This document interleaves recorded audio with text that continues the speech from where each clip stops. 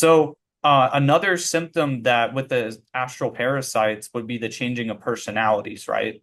Right.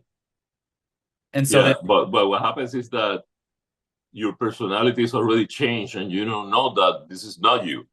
yeah, There's no changes personality. This parasite is with you for a long time and you change your personality very gradually. These yeah, sudden changes in personality are rare. yeah, Uh, this works very slowly, and that's the way they work. Because what happens is that you don't see it. You think that this is you.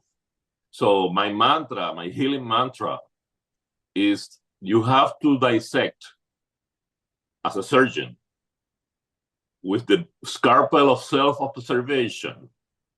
Okay, your entity from your identity. Okay, the yeah, problem is that we think that this entity is our identity. absolutely. So Yeah. you have to scalpel that out. You have to observe, you look, hey, here you are, this, that, this tendency is not mine. And then you start detaching with self-observation from your identity, this entity, until you have it cornered out, and then you can deal with it for extraction. But as long as you embrace the entity as your identity, your healing is impossible. I've been saying that for years as well. Yeah. You have to, in doing that too, it really teaches you who you truly are inside as well. And it helps you Right, right. grow. It helps you to grow as well. You discover your true self. You discover Yeah. your identity. You're a son of God. You're a soul of the Creator. Yeah. And have you found then in that process, doing that yourself, that our truest characters and reflections of who we are very, very often is who we were as kids? Well. In my case, I got this huge demon in my from I was in my mother's womb, Hmm. and I never knew Right. this.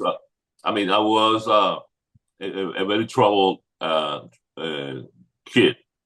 I was possessed by Yeah. these parasites that I got from my mother's with the trauma my mother suffered during my pregnancy.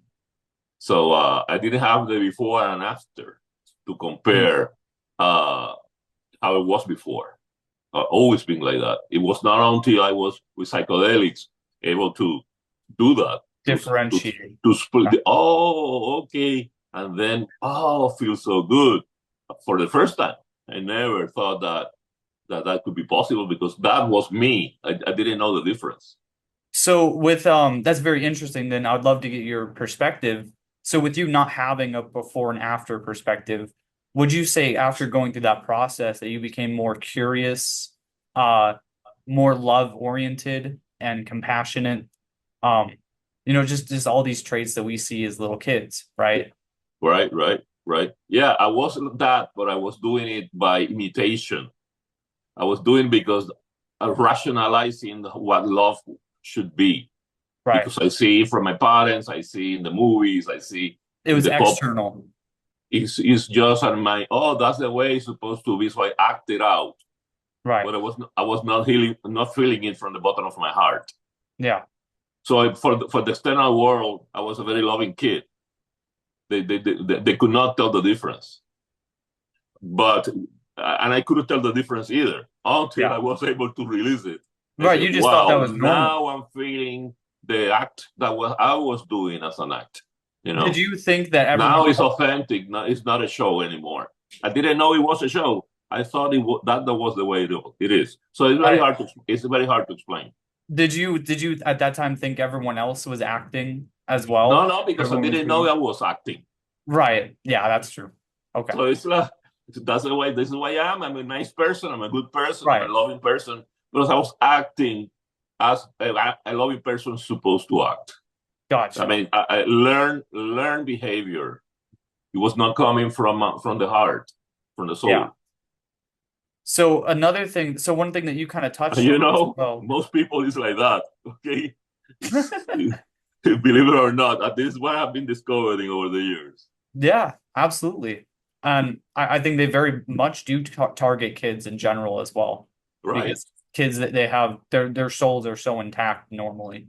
that they have Right. like the most reason to attack them. Um, Right. and so one thing that you mentioned as well is something I call thought filtering, right? You have to be very vigilant in knowing that the thoughts that you're thinking are actually yours versus the entities. You know what I mean? Yes.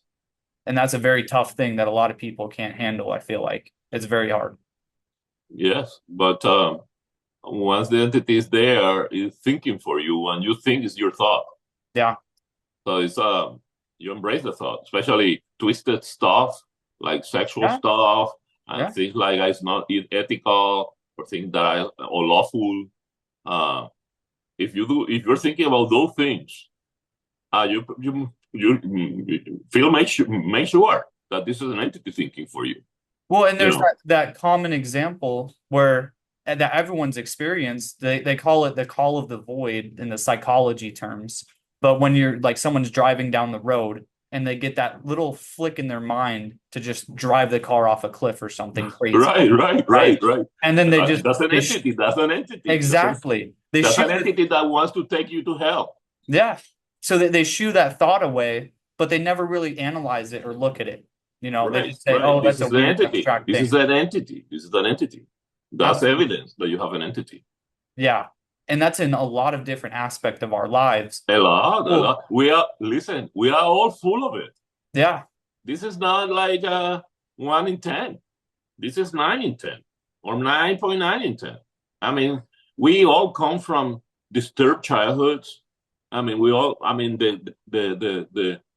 the mental health of planet Earth is from 1 to 10 is 0 point something. Yeah. We are a very traumatized, a very dysfunctional planet. Yeah. Uh, and, the huge majority of population is full of entities. Especially I I think mean, this is a because dysfunctional planet. Give it for granted. yeah. Especially I think because we've all been ignoring the problem for so long that it's Hmm. kind of been snowballing and building up an effect, right? Right. At least in Well, but like the look at the effect. The planet is full of wars. I mean, famine. This is a projection of our inner condition. I yeah. mean, as above, as inside is outside.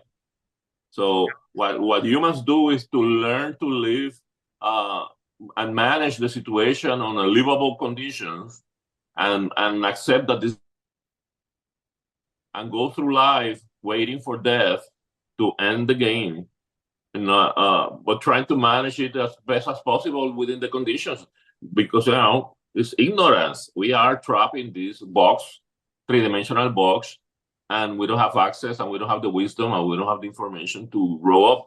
Thanks God, the psychedelic renaissance Yeah. is breaking the ice on unconscious seekers that see the clues, and explore and keep digging, and begin discovering uh, systems and methods to expand consciousness and get out of this 3 dimensional box and live in a more higher dimensional freedom that we all have the capacity to.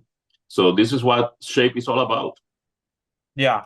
And taking a deeper look rather than just Yeah, dealing viewing. with people that realize that they're stuck, they're trying but they're stuck, and this is our market. Let's say this is not a commercial, but this is a spiritual mission. But this is our audience. Right. People that wants to keep going and are stuck, and they know that there's more. Yeah. Come to us, and we show you how much more it is. Well, and the people that like, for instance, a lot of the healing and different stuff people are espousing right now, they only try to tackle the surface level problems, right? Like Yeah, you can't yeah. just heal the And trauma. that's fine. Go for it. That's where you begin. That's the first level. Go Yeah. ahead, open up, discover, remove this, remove that, the little bad habit, la la la. But then you get deeper into that, and you realize where the hardcore rock is, Yeah. and that's where the problem gets tougher. And you're frustrated because you want to change certain behaviors, and you cannot do it. And I mean, didn't you, you want to lose 20 pounds, and no matter how many diets you all fail. You never are able to follow the diet, or you propose something next year, and by March, February, you're already breaking all the rules that you put Yeah, on the January 1st goals that you put, because there's stronger forces within you that sabotage your sincere intentions. absolutely.